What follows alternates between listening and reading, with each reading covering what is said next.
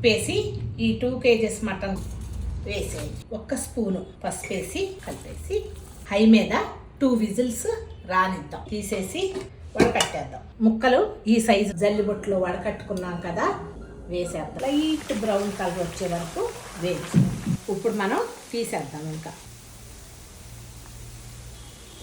Mutton ఇలా వేయించి పెట్టుకో. గోంగూర మటన్ పచ్చడికి గోంగూర వేయించుకున్నాం. ఉడకపెట్టుకొని అందులో పక్కన పెట్టుకోండి. వేగిపోతే బాగోదు. ఆ వేడిలోనే అల్లం వెల్లుల్లిపాయ పేస్ట్ వేయండి. 2 కలిపి కరివేపాకు కూడా వేసేయండి. వేగింది కదా, వేయించిన మటన్ ముక్కల్ని వేసేసి స్టవ్ ఆఫ్ చేసి ఈ నూనె చల్లారిన తర్వాత కారం పులుపు ఉంటుంది కదా, అందుకని 4 నిమ్మకాయలు పిండే, కొంచెం మెంతి పౌడర్, ఆవపిండి, సరిపడినంత ఉప్పు, పొడి మసాలా, కారం వేసుకొని కలపండి.